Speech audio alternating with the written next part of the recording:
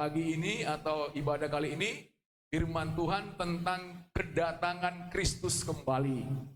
Ini penting buat kita semuanya, supaya kita selalu diingatkan bahwasanya Yesus Kristus yang kita sembah itu akan datang kembali. Supaya apa? Supaya setiap kita selalu berjaga-jaga. Setiap kita selalu berwaspada dalam hidup ini. Ingatkan kita, hidup ini tidak kekal di bumi. Ada waktunya. Dan sesuai dengan firman Tuhan yang selalu ingatkan kita, bahwasanya memang hari-hari ini kedatangan Yesus itu sudah semakin sangat-sangat singkat. Artinya setiap jemaat harus diingat-ingatkan, ayo semuanya jangan terlena. Jangan hanya asik mikirin dunia saja. Jangan hanya asik mikirin masalahmu aja. Masalah memang selalu banyak. Kehidupan akan semakin susah. Tapi jangan sampai rusakkan air anggur itu. Bicara tentang urapan Roh Kudus, kasih Tuhan dalam hati kita ini. Nah, makanya kita selalu diingatkan, Tuhan itu sangat baik. Termasuk juga alam itu selalu Tuhan pakai untuk mengingatkan kita. Jadi alam juga itu sebagai kawannya pengkhotbah, pendeta, gembala. Alam ini kawannya gembala untuk ingatkan semua orang. Hati-hati. Siap-siap. Jangan lengah.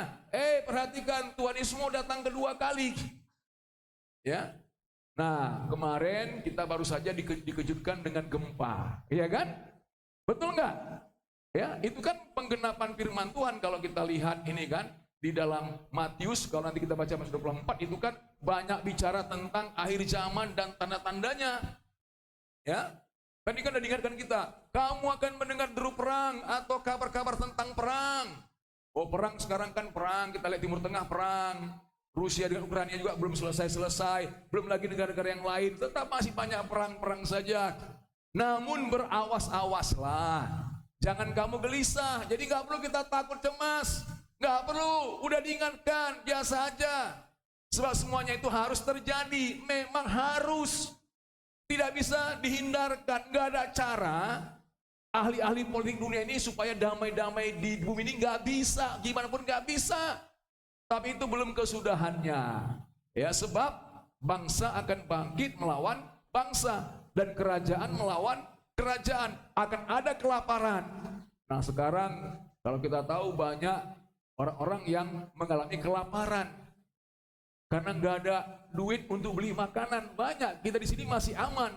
Tapi kalau kita lihat di daerah yang lain itu, waduh udah banyak sekali. Bahkan pernah kejadian mati karena nggak ada makanan. Sangat miris sekali. Di Republik ini ada orang yang mati karena nggak ada makanan, karena nggak ada uang untuk beli makanan. Itu terjadi. Apalagi di Afrika sana, itu sering kali terjadi. Bahkan sampai ada orang yang anak-anak kecil ditunggu-tunggu sama burung. Burung udah tunggu-tunggu nih, anak ini kapan dia mati. Begitu mati langsung dicatoi. Sebegitunya. Kemudian gempa bumi di berbagai tempat.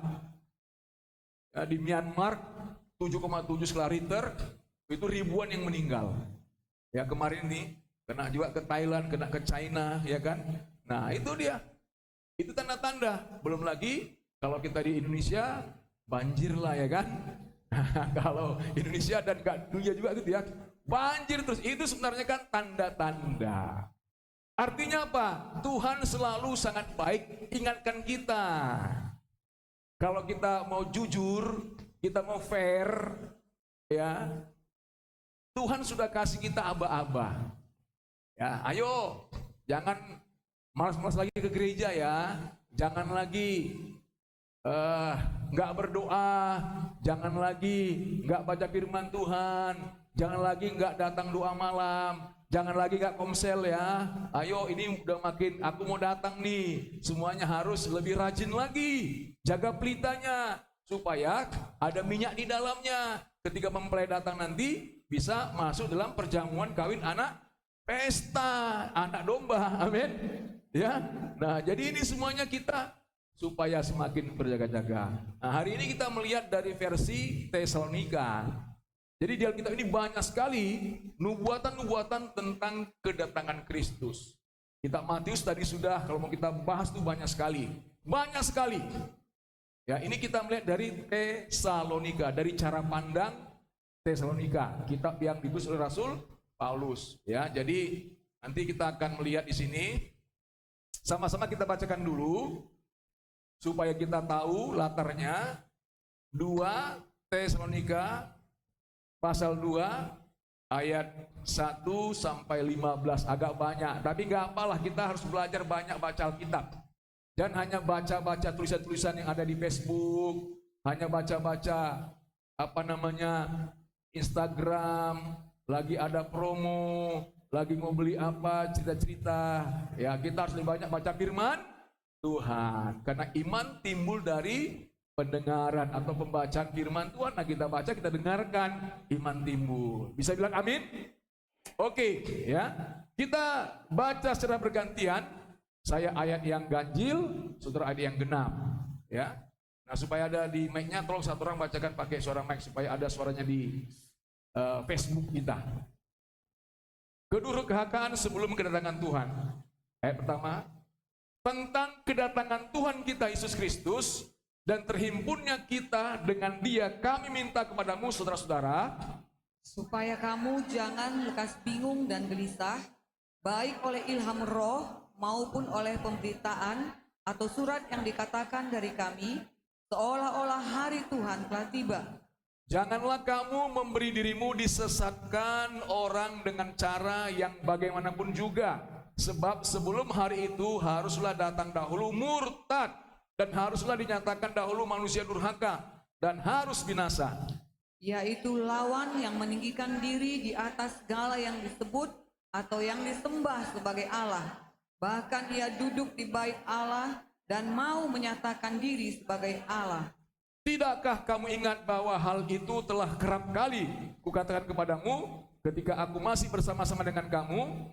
Dan sekarang kamu tahu apa yang menahan dia, sehingga ia baru akan menyatakan diri pada waktu yang telah ditentukan baginya. Karena secara rahasia kedurhakaan telah mulai bekerja, tetapi sekarang masih ada yang menahan. Kalau yang menahannya itu telah disingkirkan, pada waktu itulah si pendurhaka baru akan menyatakan dirinya, tetapi Tuhan Yesus akan membunuhnya dengan nafas mulutnya dan akan memusnahkannya kalau ia datang kembali. Kedatangan si pendurhaka itu adalah pekerjaan iblis dan akan disertai rupa-rupa perbuatan ajaib, tanda-tanda dan mukjizat-mukjizat palsu, dengan rupa-rupa tipu daya jahat terhadap orang-orang yang harus binasa, karena mereka tidak menerima dan mengasihi kebenaran yang dapat menyelamatkan mereka. Dan itulah sebabnya Allah mendatangkan kesesatan atas mereka yang menyebabkan mereka percaya akan dusta, supaya dihukum semua orang yang tidak percaya akan kebenaran dan yang suka kejahatan. Dipilih untuk diselamatkan, akan tetapi kami harus selalu mengucap syukur kepada Allah karena kamu, saudara-saudara yang dikasihi Tuhan, sebab Allah dari mulanya telah memilih kamu untuk diselamatkan dalam roh yang menguduskan kamu dan dalam kebenaran yang kamu percayai. Untuk itulah ia telah memanggil kamu oleh Injil yang kami beritakan, sehingga kamu boleh memperoleh kemuliaan Yesus Kristus Tuhan kita. Sama-sama. Sebab itu berdirilah teguh dan berpeganglah pada ajaran-ajaran yang kamu terima dari kami, baik secara lisan maupun secara tertulis. Jadi luar biasa. Kita akan melihat bahwasanya apa yang terjadi sebelum kedatangan Kristus, maka tentunya akan ada kejadian-kejadian seperti yang sudah kita baca tadi. Apa tanda-tanda? Kalau kita melihat daripada yang terjadi di tengah-tengah kita yang menyatakan bahwasanya Kristus mau datang. Nah, tadi sudah jelas disebutkan. Yang pertama adalah munculnya kesesatan. Akan banyak nabi-nabi palsu. Akan banyak ajaran-ajaran palsu yang akan tumbuh di tengah-tengah gereja Tuhan. Dan ini akan menyeret beberapa orang di antara umat Tuhan yang tidak berjaga-jaga, yang tidak waspada, yang tidak mengerti dengan firman Tuhan. Makanya tadi dikatakan tentang kedatangan Tuhan kita Yesus Kristus. Kita bicara tentang kedatangan. Yesus mau datang kedua kali. Dan terhimpunnya kita dengan Dia, kami meminta supaya saudara kamu jangan lekas bingung dan gelisah. Hari-hari ini banyak orang juga bingung dan gelisah. Karena apa? Banyaknya arus pengajaran-pengajaran. Termasuk juga kalau kita lihat di Facebook, kita lihat juga di YouTube, Instagram, banyak juga melalui TikTok dan berbagai-bagai bentuk-bentuk sosial media. Ajaran begitu banyak sekali. Dan banyak ajaran tersebut, kalau anak-anak Tuhan, jemaat-jemaat yang tidak punya dasar firman Tuhan dan tidak tahu kebenaran, maka sangat besar peluangnya terseret. Apalagi sifatnya untuk menyenangkan dirinya. Apalagi kalau ajaran itu membuat dia sah untuk tidak melakukan firman Tuhan. Jadi ajaran-ajaran yang bertentangan dengan Alkitab, tapi dengan pandangan, pemikiran sendiri, apa yang dianggap benar, dan itu yang dia sampaikan, dan banyak orang yang akan terikut-ikut juga. Dari dulu sudah demikian.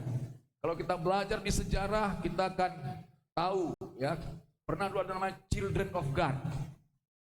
Anak-anak Allah itu sangat-sangat tren pada masa itu. Dia hanya apa? Mengartikan kasih dari sudut yang berbeda. Milik bersama. Jadi semuanya bisa, termasuk tubuhnya pun bisa di-sharing, bisa nikmati sama-sama.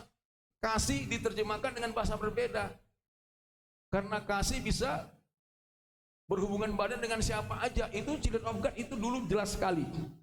Dari mana? Dari Alkitab. Tapi dengan pemikiran yang salah. Dengan kemauannya sendiri. Nah, hati-hati. Kalau sekarang, kalau kita ajaran saksi Yehova, kita langsung udah tahu lah ya. Saksi Yehova itu sesat. Ya. Kenapa? Karena dia tidak mengakui Yesus itu adalah Tuhan. Tidak mengakui Roh Kudus adalah Tuhan. Yesus itulah satu ciptaan.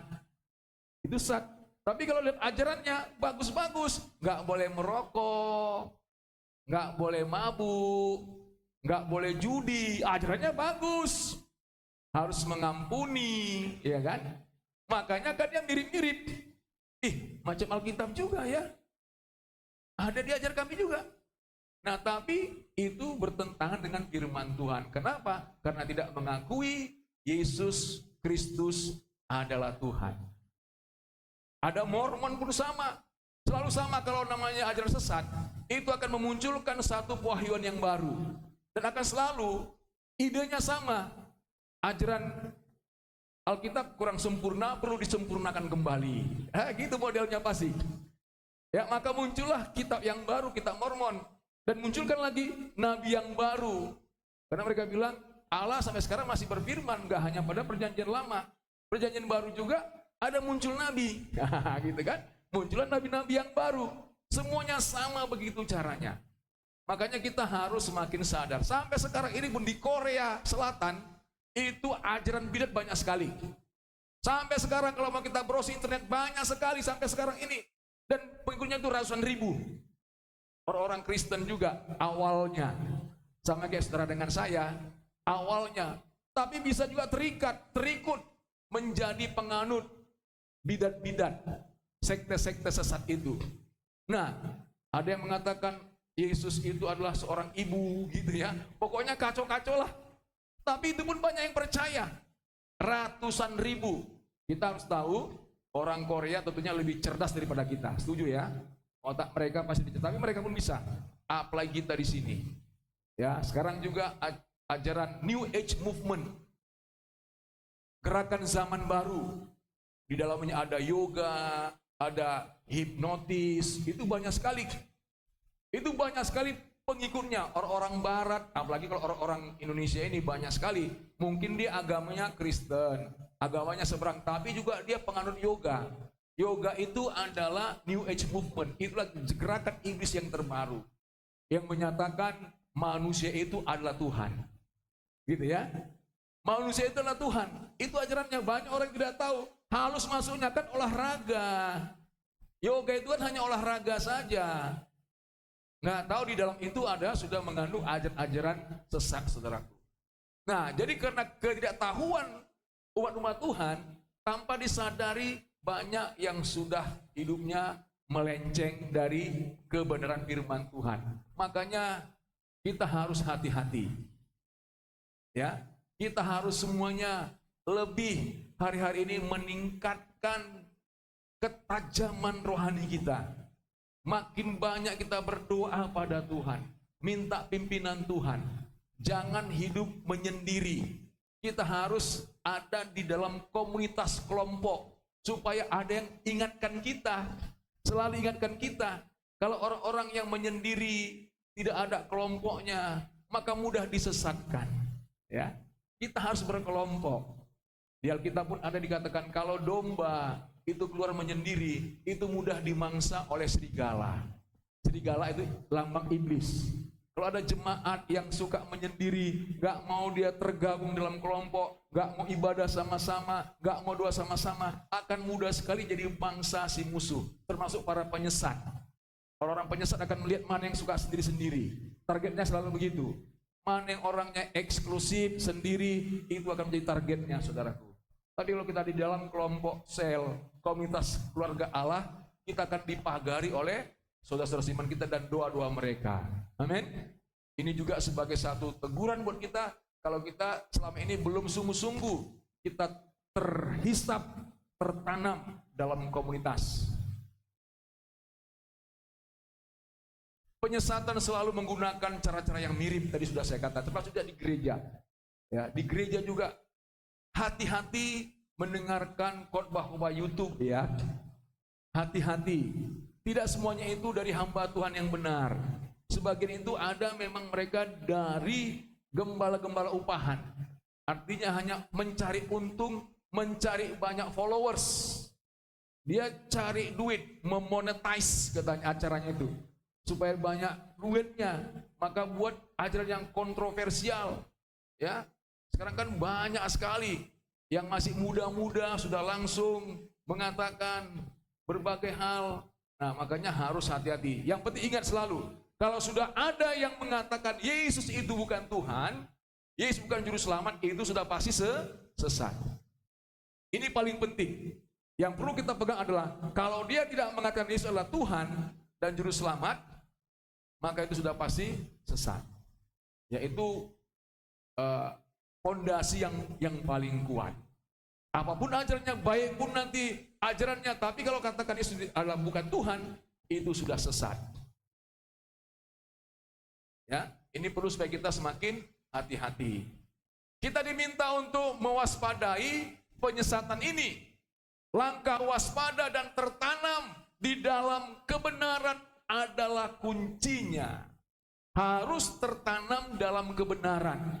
Maka umat-umat Tuhan memang harus berikan hati sungguh-sungguh untuk mengetahui yang benar.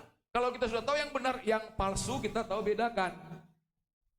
Ya, ada ahli yang ketika marah keluarnya uang-uang palsu di Amerika, maka pemerintah memperkerjakan beberapa orang sebagai ahli untuk membedakan mana uang palsu dan mana uang yang asli. Kemudian ada seorang reporter bertanya kepada para ahli ini, gimana caranya kalian bisa membedakannya? Kan banyak kali uang-uang palsu yang sudah diedarkan berbagai bentuk. Berbagai bentuk uang palsu, gimana kalian bisa pelajari? Gampang buat kami nggak perlu mempelajari uang yang palsu. Kami cukup hanya mengetahui uang yang asli, detail uang asli. Kalau kami sudah tahu yang asli, yang palsu mudah kami bedakan. Amin. Sama kayak kita. Kalau sudah kita tahu firman Tuhan yang asli, kita tekun di dalamnya, sangat mudah buat kita untuk mengetahui ketika ada satu ajaran palsu, sangat mudah. Karena kita sudah tahu yang asli, kita menguasai benar-benar firman Tuhan, yang benar, yang murni. Datang yang palsu, udah pasti kita mudah untuk menyingkirkannya. Bisa bilang amin? Makanya setiap jemaat Tuhan itu memang diwajibkan harus bersekutu dengan firman Tuhan, bertekun dengan firman Tuhan setiap hari, dan berdoa supaya mengenal siapa Tuhannya, mengenal karakternya, mengenal pribadinya lewat firman-Nya. Sehingga apa? Kalau kita sudah tertanam dalam kebenaran, maka kita pasti bisa terluput dari penyesatan. Apalagi anak-anak muda. Dengar baik-baik. Anak-anak muda, sekarang ini banyak para mualaf. Tahu mualaf ya? Orang yang dari Kristen menjadi agama seberang Muslim ya. Dan ini sekarang banyak Chinese sekarang nih. Ya. Dan Chinese kita tahu otaknya lebih cerdas ya kan? Betul enggak? Maka mereka ini sekarang ini menjadi alat iblis untuk banyak menyesatkan anak-anak muda Kristen. Karena anak-anak muda Kristen itu tidak menguasai Alkitab. Tidak sama sekali. Jadi targetnya anak-anak muda Kristen. Maka itu yang saya ajarkan pada kita beberapa minggu yang terakhir ini tentang dari Tritunggal akan digoyangnya dari sana. Kok Tuhannya adalah manusia?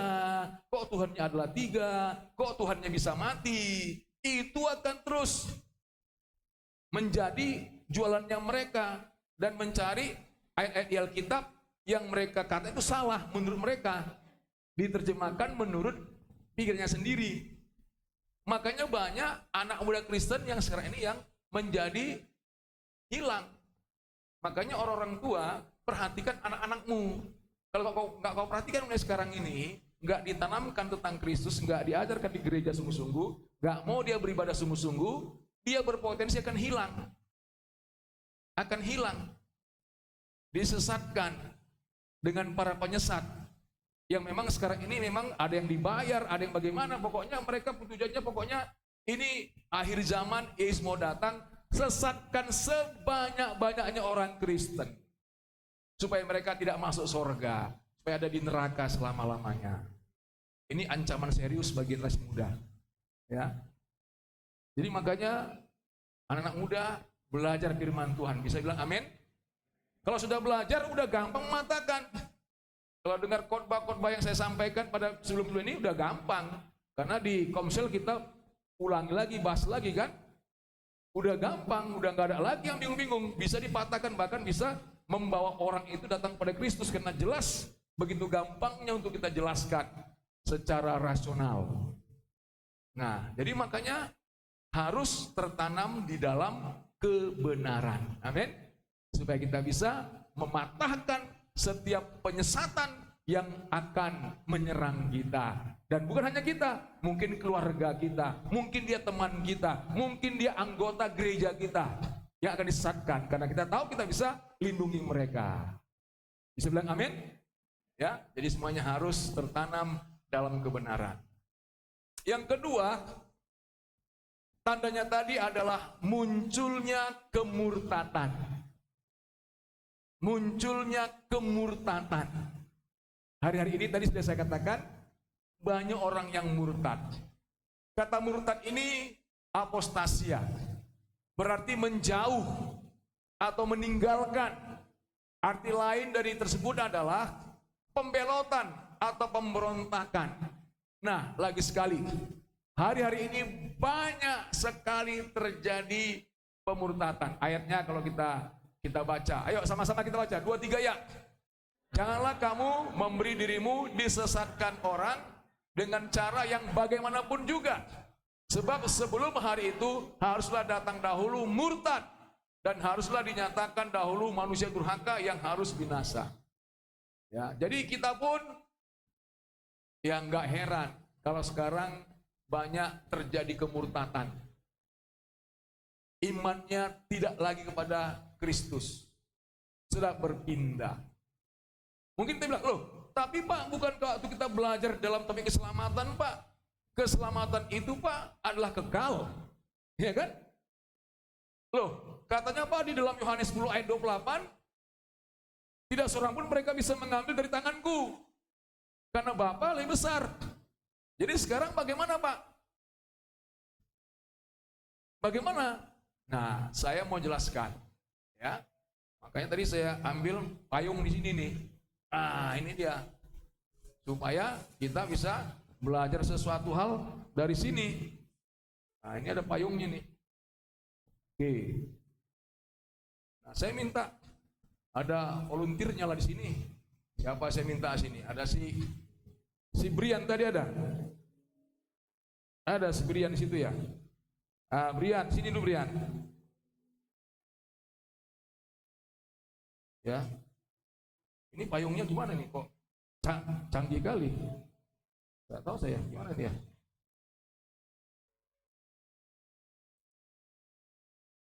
Coba.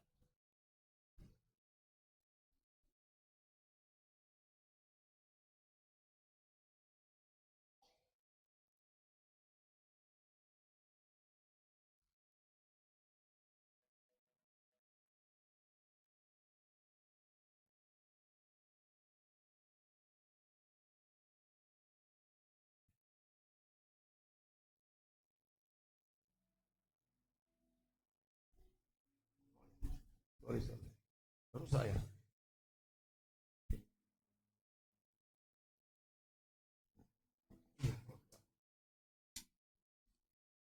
Tepuk tangan dong saudara.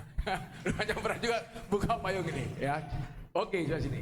Nah, ini adalah payung keselamatan. Artinya siapa orang yang ada dalam Kristus, maka dia ada dalam payung ini. Ya, dan sekarang si Brian ini adalah di dalam payung keselamatan ini. Oke, di tangan saya. Tapi jangan lupa, manusia Tuhan kasih ada satu yang paling istimewa namanya apa? Kehendak bebas. Saya bilang kehendak bebas. Jadi semua orang itu punya kehendak bebas. Dan Tuhan tidak mengambil kehendak bebas itu. Walaupun dia di dalam payung ini, tapi dia masih punya kehendak bebas. Itu sebenarnya maka iblis masih kerja keras.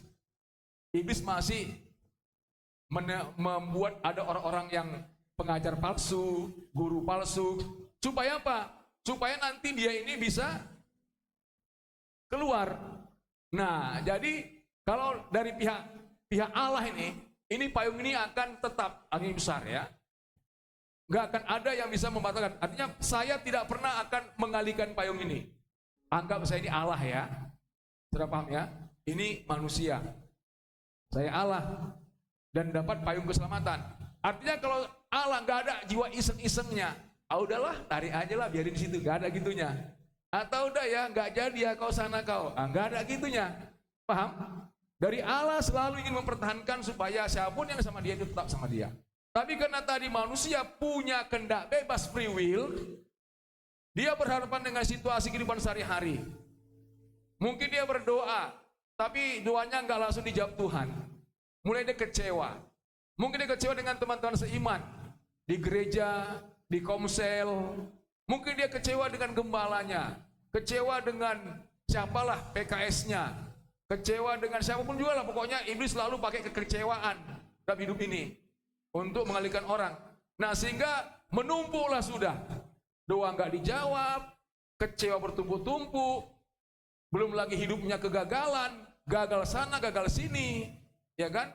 Itu membuat dia semakin jauh pada Tuhan. Maka dia buat keputusan, maka dia menjauh. Nah coba sekarang kemudian kamu pergi ke sana, jauh terus jauh. Nah, jadi lihat murtad itu apa? Menjauh atau meninggalkan. Itu namanya murtad tadi. Jadi dia dengan kesadaran sendiri, karena hidupnya yang selama ini dia dalam Kristus, dia di dalam, tapi dia buat keputusan sendiri menjauh daripada Tuhan, maka ini namanya yang murtad. Jadi kalau saya sebagai Tuhan di sini, contohnya, saya nggak sedih karena dia pergi, tapi karena dia punya kehendak bebas, dia kehendak dia sendiri. Amin. Tapi saya tak mengharapkan dia. Andai kata pun nanti satu waktu dia pulang, saya akan sangat senang. Itu tergantung dia. Ya, oke. Kita berkati, silakan duduk. Ya, puji Tuhan. Tepuk tangan dong. Haleluya. Ya. Nah, cuma seperti yang saya katakan tadi, kalau orang sudah keluar dia dari payung tadi, biasanya iblis tidak akan mudah melepaskannya. Makanya kalau kita lihat dari Alkitab tadi sudah saya katakan, perumpamaan tentang domba dengan gembala. Kalau ada gembala, dia sedang menjaga kawanan domba. Kalau ada satu domba yang keluar, maka biasanya akan disantap oleh serigala. Ya, biasa di luar serigala akan segera menghabisinya. maka tadi kita katakan akan roh penyesat. Ketika orang keluar dari hadirat Tuhan, dari dirinya, maka roh penyesat itu akan masuk dalam dirinya, sehingga akan tertutup pengertiannya. Sehingga memang dia berpikirnya sudah terbalik. Dia memandang semuanya terbalik. Itu orang-orang yang luar Tuhan, termasuk roh penyesat. Sama seperti orang-orang yang ada di padang gurun. Ada tiang awan, tiang api. Mereka dijamin sepenuhnya oleh Allah. Bagi yang tetap di dalam tiang awan, tiang api, mereka itu pasti akan aman. Tapi kalau dia keluar dari tiang api, maka sudah menantilah ular-ular bedung, ular-ular sembara, binatang buas yang ganas, itu sudah menanti. Akan mencatok mereka supaya mereka tidak balik lagi ke tiang awan tadi. Makanya ini juga kita doakan. Ya. Jadi yang kalau masih ada anugerah sih, masih ada kesempatan. Jadi harus ada orang yang berjuang bagi orang-orang yang sudah keluar daripada kasih karunia Tuhan. Karena dia dalam keputusannya keluar daripada Tuhan. Lain hal kalau dia dipaksa. Ada orang kena dipaksa, dia korban bisa juga. Ya, banyak juga orang kena korban situasi, terpaksa dia keluar dari Kristus, tapi hatinya sebenarnya tidak. Itu banyak juga terjadi. Saya dengarkan pun banyak begitu. Tuhan pastikan bela dia. Amin. Kalau dia bukan karena keinginan dia keluar, tapi karena dia tekanan situasi yang membuat dia memang gak bisa ngelak lagi, tapi hatinya tetap mengakui Allah Tuhan, Yesus itu, dan akan ada waktunya untuk membela dia kembali datang pada Tuhan. Makanya kembali kepada kita semuanya, seberat apapun hidup jangan pernah tinggalkan Tuhan Yesus. Amin. Ya. Jadi apapun alasannya, misalnya uang, sekarang ini bisnis lagi gak bagus, kita rugi, kita ditipu orang, berbagai masalah merundung kita, tetaplah dalam Tuhan. Jangan tinggalkan Tuhan. Pasti akan ada kekuatan ilahi menyertaimu. Yang penting tetap akui Tuhan dan minta pertolongan Tuhan. Bisa bilang amin? Ya, jangan kita tinggalkan Tuhan. Seberat apa masalahnya? Mungkin masalah jabatan. Banyak orang kan masalah jabatan, nggak naik-naik pangkat, tapi ada tawaran. Ya, kalau kamu mau pindah status, kamu jadi ketua, kepala, direktur dan seterusnya. Ya, saya udah ketemu orang-orang mereka bertahan berkata tidak. Ya, saya ketemu, wah saya Pak ditawarkan jadi, tapi syaratnya harus berubah, dan mereka katakan tidak. Saya nggak akan mungkin lakukan itu. Puji Tuhan, ada orang-orang yang kuat. Pasangan hidup, ini juga banyak jebakan Batman-nya di sini. Ya, kalau saya bilang paling banyak jebakan Batman-nya di pasangan hidup, orang meninggalkan Kristus. Paling banyak sih. Makanya yang masih muda-muda, pengalaman firman Tuhan. Jangan menjadi pasangan yang tidak seimbang. Pergaulan yang buruk merusak kebiasaan yang baik. Ya, memang begitu. Karena pernikahan bukanlah ladang penginjilan. Karena ada orang bilang, nanti dikumenangkan dia, tenang aja. Bisa kumenangkan dia. Tenanglah, pokoknya nanti sesudah kami akan tarik, belum tentu. Karena pernikahan bukanlah ladang penginjilan. Amin. Ya, ada banyak yang begitu. Kalau saya lihat kemarin, misalnya Lydia Kandau, itu kan artis yang sangat terkenal pada masanya, ya kan? Siapa kenal itu? Dia pun bercerita bagaimana pergumulan dia dengan menikah dengan yang tidak seiman. Untuk bawa anaknya ke gereja harus nipu-nipu. Mau kemana? Ya mau berenang, pagi-pagi bawa anak berenang, ya kan? Tak taunya ke gereja perginya, ya kan? Berbagai hal lah nipu-nipu.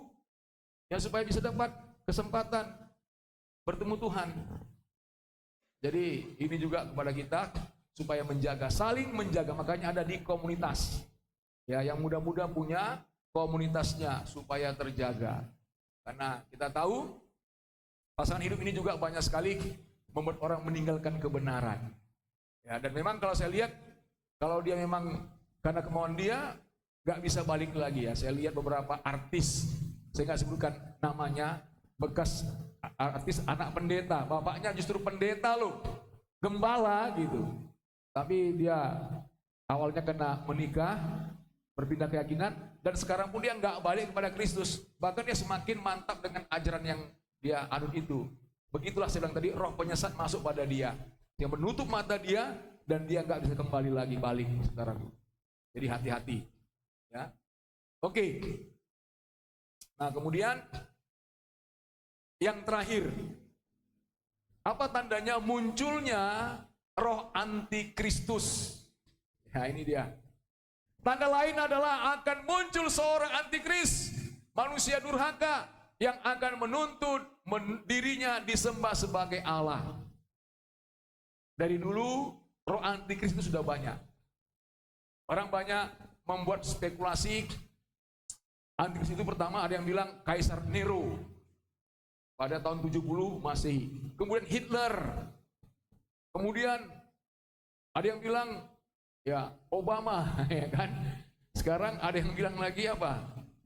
Donald Trump, ya kan. Ada yang bilang Elon Musk. Itu nama itu berpindah-pindah lah, banyak sekali spekulasi tentang siapakah antikris. Ya buat kita siapapun dia, tapi dia nantinya ingin untuk disembah. Ini firman Tuhan sudah katakan seperti itu, ya. Nah, jelas janganlah kamu memberi dirimu disesatkan orang dengan cara yang bagaimanapun juga. Sebab sebelum hari itu haruslah datang dahulu murtad, dan haruslah dinyatakan dahulu manusia durhaka yang harus binasa, itu lawan yang meninggikan diri di atas segala yang disebut atau yang disembah sebagai Allah. Bahkan ia duduk di bait Allah dan mau menyatakan diri sebagai Allah. Ini masih nubuat akan terjadi. Ya, jadi kalau kita belajar, maka nanti akan bait Allah akan dibangun kembali, bait Allah yang ketiga. Nah, sekarang masalahnya kan bait Allah dulu kan, waktu bait Allah Salomo dulu kan dibangun, sekarang kan Dome of the Rock. Kubahnya sekarang tempat agama seberang yang berkuasa di situ. Kalau bait Allah dibangun lagi di situ, bakalan perang dunia. Isunya berat. Maka sekarang direncanakan akan dibangun bukan di Dome of the Rock tapi di depannya. Ya kan? Jadi aman. Akan dibangun kembali, dan kalau sudah dibangun kembali, sekarang itu cepat sekali. Karena sekarang udah sistemnya ada precast. Udah sistem hanya di knockdown saja. Sama seperti waktu terjadi pandemi di Cina, bangun rumah sakit itu hanya 2 minggu aja. Berapa lantai, ratusan kamar dengan apa? Sistemnya sudah tinggal pasang-pasang aja. Ya kan? Bait Allah pun sama, tinggal masang kan sebentar aja kok. Ya. Baru nanti dulu si pemirsa kecil ini. Nah, kita melihat ini tanda-tandanya sudah semakin singkat semuanya. Udah semakin singkat. Anak-anakku, dari 1 Yohanes 18, waktu ini adalah waktu yang terakhir. Buat kita semuanya ya, waktu ini, sekarang ini adalah waktu yang terakhir. Dan seperti yang telah kamu dengar, seorang antikristus akan datang. Sekarang telah bangkit banyak antikristus. Jadi kalau roh antikristus itu sudah banyak sekali. Artinya, roh-roh yang menentang Injil. Roh-roh yang menghalang-halangi umat Tuhan beribadah, gereja ditutup, itu roh antikris di balik semuanya itu. Ya. Menangkapi anak-anak Tuhan, menyiksa anak-anak Tuhan. Sekarang ini banyak sekali. Roh antikris itu sudah banyak sekali. Itulah tandanya bahwa waktu ini benar-benar adalah waktu yang terakhir. Sampai sekarang. Beberapa waktu yang lalu juga di Uganda sana, beberapa anak-anak Tuhan sedang di gereja, mereka dibantai. 70 orang yang mati, ya kan? Itu roh antikristus yang bekerja di balik semuanya itu. Dan mereka sekarang sudah siap untuk lebih luas lagi gerakannya. Nah, makanya kita harus berwaspada, ya. Amen. Nah, dalam 1 Yohanes 2:18 disebutkan juga bahwa sejak lama telah muncul banyak antikristus. Orang-orang yang menolak percaya kepadanya. Tapi akan muncul segera. Kalau kita baca tadi di ayat yang ke-6 dan 7, kita baru tahu, ya. Sedikit kita lihat ya, ini ayat ini sangat penting. Dan sekarang kamu tahu apa yang menahan dia. Dia itu siapa? Antikristus. Di Alkitab masing-masing ya. Sehingga ia baru akan menyatakan diri pada waktu yang telah ditentukan baginya. Karena secara rahasia kedurhakaan telah mulai bekerja, tetapi sekarang masih ada yang menahan. Kalau yang menahannya itu telah disingkirkan, pada waktu itulah si pendurhaka baru si pendurhaka, yaitu antikris tadi, baru akan menyatakan dirinya. Ya. Nah, artinya begini. Ini kalau kita lihat dari gereja tentang pengangkatan, saya mau terangkan begini ya. Kedatangan Yesus yang kedua kali ada dua aspek, ada dua bagian. Yang pertama, Yesus datang di awan-awan dengan pasukannya, dan kita diangkat ke sana, itu yang pertama. Jadi Yesus tidak menjejakkan kakinya ke bumi. Yang pertama namanya pengangkatan. Dan kita sekarang ini, kita menantikan pengangkatan itu. Amin. Nah, setelah kita dinaikkan, dibawa ke sorga, baru nanti Yesus akan datang kedua kali. Untuk apa? Menolong orang Israel. Karena mereka akan dijepit oleh seluruh pasukan dunia ini. Baru Yesus akan datang menjaganya di Bukit Zaitun. Dan peperangan Harmagedon terjadi, Yesus memenangkannya, membunuh antikris itu dengan napasnya tadi. Ya, baru akan masuk kerajaan 1000 tahun, gitu ya. Nah, jadi kita ini mempersiapkan diri pada pengangkatan. Karena setelah gereja diangkat, pengangkatan tadi, maka antikris itu baru dia bisa menyatakan kekuasaannya penuh. Sekarang ini antikris sudah ada, tapi dia tidak bisa berkuasa penuh. Kenapa? Masih ada menahannya. Siapakah itu? Gereja Tuhan, kitalah menahannya. Kita masih kita Tuhan, kami gagalkan segala upaya-upaya apapun namanya yang ingin untuk menghancurkan orang Kristen. Kami patah dalam nama Tuhan Yesus bekerja. Gak bisa. Maka iblis tidak bisa bekerja maksimal selagi masih ada gereja Tuhan di bumi ini. Gak bisa dia. Akan selalu kalah karena kita lebih kuat dalam roh. Maka gimana caranya? Harus diangkat dulu nih gereja-gereja Tuhan, nih orang-orang yang memang telah diselamatkan ini. Ketika kita telah diangkat semuanya orang percaya, maka di bumi ini gak ada lagi kuasa Tuhan. Iblis bisa tergenapi ayat yang tadi itu. Ayat yang ke-7. Karena secara rahasia kedurhakaan telah mulai bekerja, tetapi sekarang masih ada yang menahannya. Kalau yang menahannya itu telah disingkirkan, sudah diangkat di awan-awan, pada waktu itulah si pendurhaka baru akan menyatakan dirinya. Ya, baru dia bisa berkuasa sepenuhnya. Itulah masa kekejaman, kejahatan yang belum pernah terjadi, di situlah terjadi. Makanya saya lebih percaya orang percaya diangkat itu sebelum masa penganiayaan. Karena orang Kristen ada 3 menganut ini. Yang pertama, pengangkatan terjadi sebelum masa penganiayaan atau masa tribulasi. Yang kedua, kita mengalaminya setengah. Yang ketiga, selesai dulu semuanya, baru kita diangkat, ya kan? Kalau saya bilang sesuai dengan ayat ini, saya percaya yang pertama. Saya percaya kita nggak akan mengalami siksaan-siksaan, amin. Dan saya pun nggak kuat juga disiksa-siksa. Ya, nggak kuat juga dipotong-potong gini, ya kan? Di depan kita dipotong-potong, ya kan? Kau mau Kristen, kau tetap Kristen, potong-potong anakmu, potong istrimu gini, ya enggak lah, aku nggak tipe begitu, ya kan? Makanya minta udah Tuhan, sebelum kau datang, sebelum menyatakan diri kita diangkat dulu, amin. Ya, jadi kita percaya kalau saya pribadi. Kita diangkat sebelum masa aniaya. Kita singkirkan dulu, dan ayat tadi membuktikan itu. Setelah kita diangkat baru bisalah manifestasi antikristus sepenuhnya berkuasa di bumi ini, menangkapi semua orang-orang ya yang tanggung-tanggung imannya, ya kan? Nah, jadi itu dia.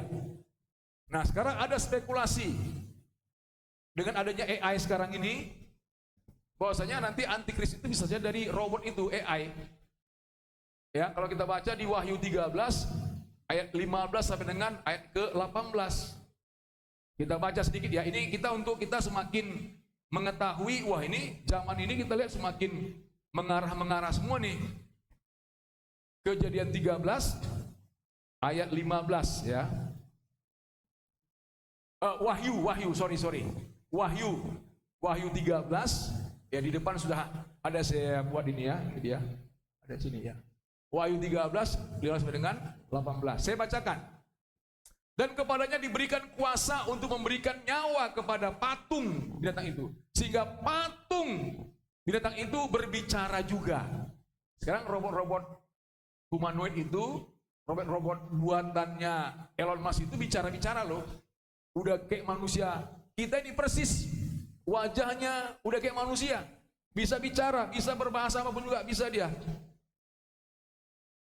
Dan bertindak begitu rupa sehingga semua orang yang tidak menyembah patung binatang itu akan dibunuh.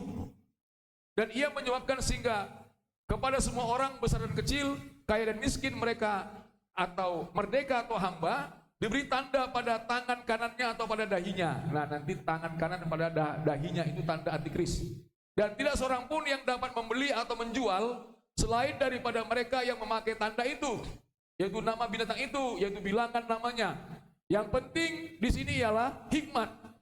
Barang siapa yang bijaksana, baiklah yang menghitung bilangan binatang itu, karena bilangan itu ialah bilangan seorang manusia. Dan bilangan itu adalah 666. 666, ya kan? Itulah bilangan binatang, tanda binatang anti Kristus. Ya, sampai nanti kita lihat sekarang orang tidak bisa membeli menjual tanpa ada tanda binatang itu. Nah, sekarang ini dunia sudah ke sana lah. Semuanya sudah sekarang udah serba, nggak usah beli lagi pakai duit, nggak usah lagi uang cash. Sampai nanti ujungnya orang hanya tinggal di dahinya atau di dahi atau di tangannya saja, di scan, cukup kita sudah belanja dari situ. Semua saldo saya akan bisa di scan dari, misalnya kita ikut antikris ya, saldo kita semua kita udah ada, apakah di dahi yang udah tinggal scan sama barcode, langsung potong berapa dana kita udah ada semua kan, tinggal potong. Kesehatan kita pun udah ketahuan semuanya. Memang secara pekerjaan lebih mudah, praktis semuanya. Kesehatan kita riwayatnya sudah bisa di scan aja, tahu kesehatan kita gimana, kapan kunjungan terakhir sakit apa, tahu kita. Uang kita tinggal berapa, tahu di sini. Ya, semuanya bisa. Tapi itulah cara antikris. Makanya kalau kita pelan-pelan, orang tidak gunakan uang lagi, pelan-pelan. Perlahan-lahan kan orang lihat nih. Sekarang semuanya pakai QRIS, pakai apalah, pakai Dana lah, pakai OPPO lah, pakai semuanya. Pelan-pelan, pelan-pelan sampai orang nanti udah lupakan semua, kita tinggal pakai scan-scan saja, ya. Udah terbiasa semuanya kan? Terbiasa, udah.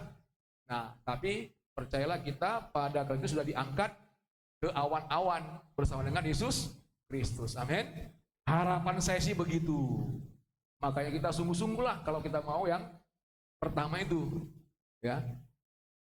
Kalau nanti kita sampai dipotong-potong dulu, digergaji-gergaji dulu, disesa dulu, saya rasa kita banyak nggak tahan. Nggak tahan kita, kalau kita disiksa banyak nggak tahan kita. Makanya kita gunakan waktu yang ada ini, lebih sungguh-sungguh pada Tuhan. Jangan lengah, ya. Kita target kita adalah pengangkatan, bukan nunggu Yesus yang kedua kali, injakkan kaki di bumi perang Harmagedon. Kita nggak usah di situlah. Amin. Ya, itu kerinduan saya Jumat ini bertumbuh, nggak ada yang lain, supaya kita bertumbuh semuanya. Ya, karena kita tidak kuat menghadapi masa antikris. Oke. Mengingat masa-masa sulit ini, tidak hal lain yang kita bisa lakukan kecuali memperteguh iman percaya dan pengenalan kita kepada Kristus. Itulah sekarang ini. Memperteguh iman, makin sungguh-sungguh. Jangan lagi terlena lah hidup ini. Apapun masalah demi masalah, masalah pekerjaan, keuangan dan seterusnya, ya udah, memang masalah akan tetap ada. Tapi yang penting Tuhan, kalaupun kita mati dalam Tuhan, ya, Tuhan datang, kita bersama dengan Dia. Amin, saudara. Dan kita percaya kalau kita datang sama Tuhan, percayalah Tuhan pasti menolong kita. Seberat apapun masalah kita, apapun yang sedang kita hadapi, berat menurut kita ya, tapi serahkan pada Tuhan, karena Dialah ahlinya di situ. Mana yang kita tidak mampu, Dia mampu untuk melakukannya. Amin, saudara. Ya, puji Tuhan ya. Jadi tetap semangat dalam krisis ini. Nah, dengan singkat, sekarang sikap kita bagaimana? Sikap orang percaya. Yang pertama, hidup dalam kekudusan hari-hari ini. Supaya kita nanti pasti terangkan bersama dengan Dia di awan-awan, maka hidup dalam kekudusan. Kita yang telah dikuduskan oleh Kristus dipanggil untuk hidup dalam kekudusan bersamanya.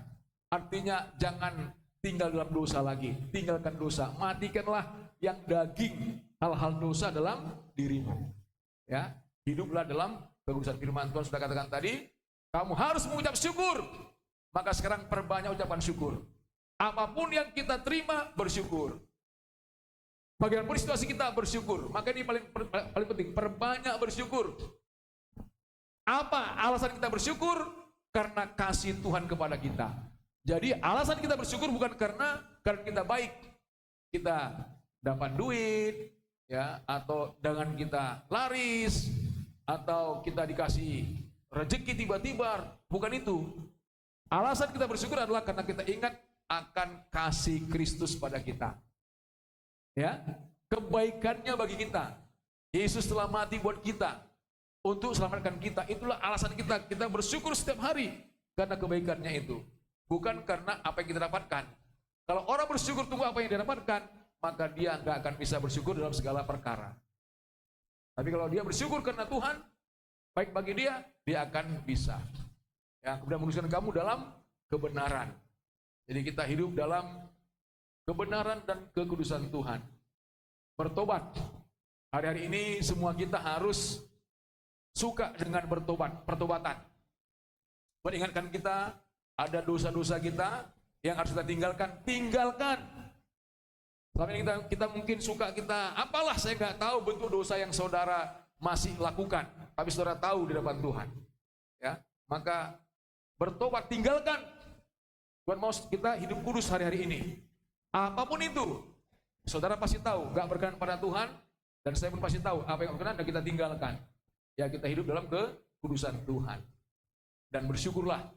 Apapun hidup kita hari-hari ini, banyak bersyukur. Karena Tuhan sangat baik buat kita. Mungkin menurut orang lain, aduh nasibmu kok sedih kali. Tidak, bilang, nasib saya baik karena saya anak Tuhan. Tuhan saya pemilik segala-galanya ini. Gak apa-apa, masa depanku baik kok semuanya. Karena Tuhan adalah pemilikku. Amin. Ya kita gak usah takut. Gak usah takut. Ya, yang kedua tadi, hidup dalam kebenaran. Firman Tuhan menegaskan agar kita harus makin berpegang teguh kepada kebenaran, ya, yang telah diterima selama ini. Di dalam 2 Tesalonika 2 ayat 15, sebab itu berpegang teguh, berdirilah teguh, dan berpeganglah pada ajaran-ajaran yang kamu terima, dari ajaran-ajaran yang kamu terima dari kami. Jadi kita tinggal apa? Yang kita perlu adalah berdiri teguh. Bukan artinya gini, begitu. Artinya sih ada maknanya. Berdiri teguh pada firman Tuhan. Jangan mau digeser dari firman Tuhan. Itu maksudnya. Berdiri atas kebenaran firman Tuhan. Orang bilang gimana pun, kalau dia bertentangan dengan firman Tuhan, kita jangan mau. Kita tegak pada firman Tuhan. Ya, karena firman Tuhan itulah kehidupan kita. Kebenaran yang menjamin seluruh kehidupan kita. Berpegang pada ajaran-ajaran yang kamu terima dari ajaran yang kamu terima dari kami. Nah, saudara, tentunya di gereja ini sudah banyak mendengarkan ajaran-ajaran firman Tuhan. Itulah kebenaran itu yang sejati. Peganglah itu, jangan lepaskan kebenaran itu. Saya bilang amin. Ya, pegang. Kuat dalam Tuhan. Jangan beralih. Nah, itu caranya kita bisa mengantisipasi keadaan dunia yang semakin bergejolak ini.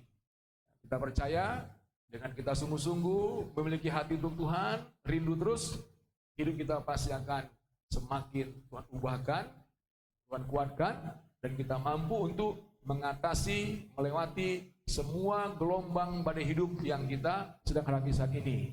Ya, dan kita kuat, dan kita akan nanti bersama-sama dengan Dia di dalam kekekalan. Amin. Haleluya. Kita berikan tepuk tangan bagi Tuhan kita. Haleluya. Mari kita berdiri semuanya. Kita mau menyembah Tuhan kita. Bapak, terima kasih buat firman